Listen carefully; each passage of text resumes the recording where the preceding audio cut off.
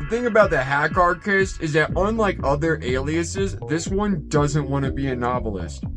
This one is a voice actor, actually. Which kind of makes more sense, as the whole premise is like, what if a modern day Hitler walked into a karaoke bar and not a beer hall? Obviously, the character of Hitler has been tainted beyond repair, so I'm playing myself on actual Earth, actually destroying Britain, and bringing about a slightly more accurate view of the world and humanity's place in it as the Holy Ghost, which I actually am. Which was completely unrelated to this, and if it weren't for various world governments, mainly Britain and the US, spying on me, well, actually, really only those two. Everybody else seems to love me.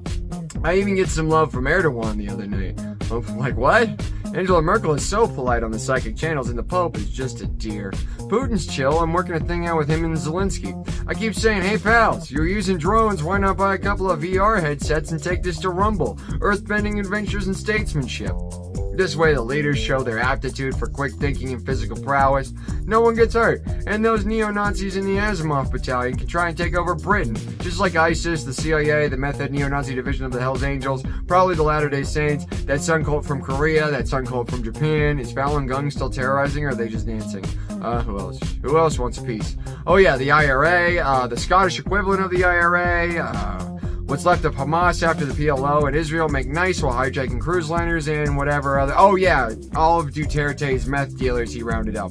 Probably some maniacs from various other Pacific Island nations. Definitely someone from India or Pakistan. I don't keep up with their subcontinent. I just like the Empire Builder map. Where were we? Oh yes, the Asimov battalion. So this alias wants to be a voice actor, you see. Check out this commanding performance. Ever since I was a young man, I noticed that a simple sting of the wasp could make my arm swell to 3 times its normal size, and I assumed strength.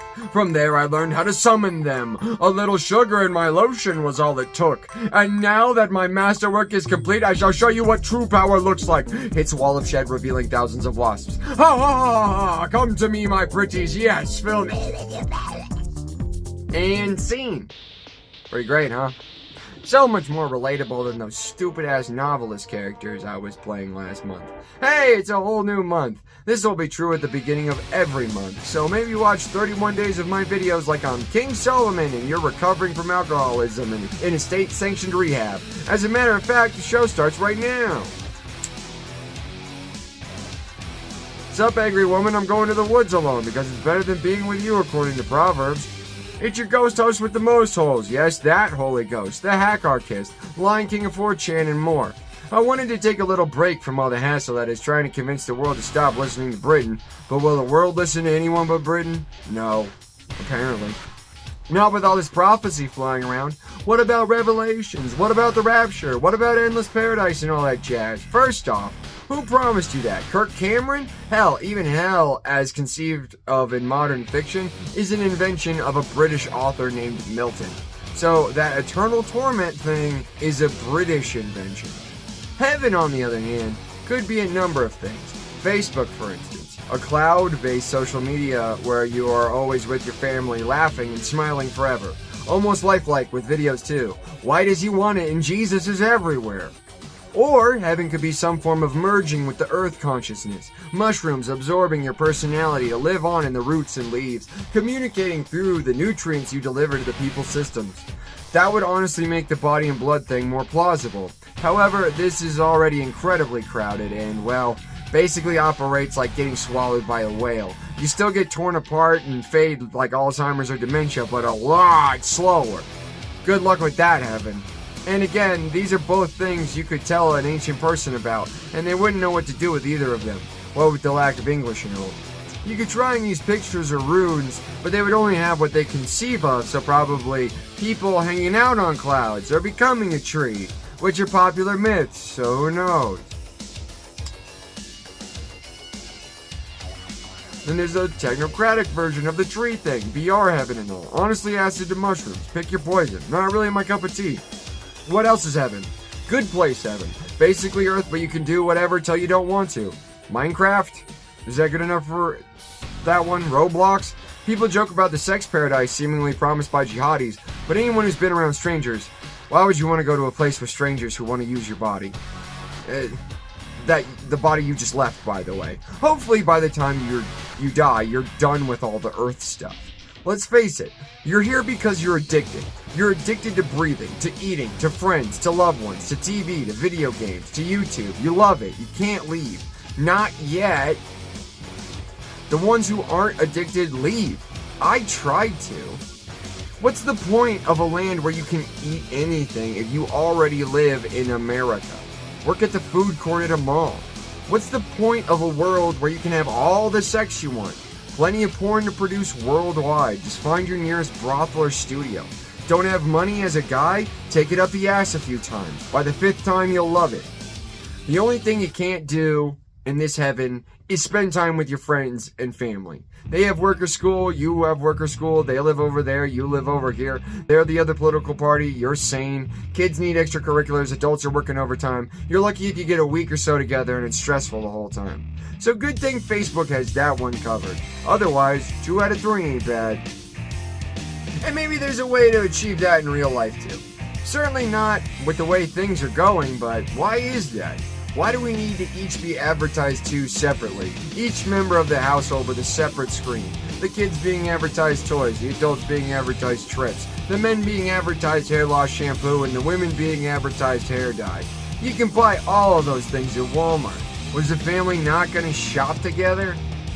Were they just going to add items to the cart online so they could get them delivered and go back to the screens? Is this having time to spend with our loved ones? I sit in a shed while my wonderful roommate plays Switch inside. I don't even watch K-pop with my best friend anymore. The people I spend the most time talking to are my mom and gas station attendants. I saw a pregnant lady washing windows at an intersection today. And I come home and there's this British voice after British voice saying keep calm and carry on. Everything's alright. Just go back to work. Just keep paying rent. Just keep supporting the current thing. Just keep trying to drain the swamp. Just keep calm and carry on. Keep calm and carry on. Why do we know that? That phrase was only supposed to be released if the Nazis won World War II. And if we know it now, I think you know why. Because something even more wretched, something even more sinister has won. Call it the octopus, call it the cold Saturn, call it the Illuminati, call it the shadow government, call it the deep state. It's just the British. British influence all over the world. When did they leave the island? Right before the slave trade. Then what do they do? Spread that quote-unquote enlightenment bullshit, including inventing race. So thanks for that. Furthermore, the British don't even fully adopt those principles. They just use them to take over the commons and fuck over the peasants. Causing what? Potato famine. And who has to deal with that? America. Excuse me, but no. But we do. We get used to them. We get so used to them, we have a holiday. A holiday celebrated by what? Excessive drinking and sexual assault. But you know what? That's fine. We love the Irish. At least we get to say they have no souls. And you know what? They're white now. Odd considering they weren't. Even more odd because they were from the same island whiteness was invented. And this is the kind of bullshit that has me saying Left Behind is real. Welcome to the rapture. Clock is ticking to get out of Britain. I urge the world to abandon all sympathy and hope for those who enter there.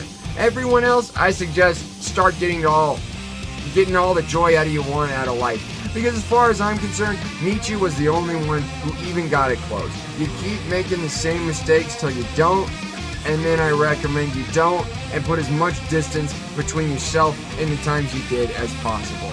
Mistakes like trusting the British.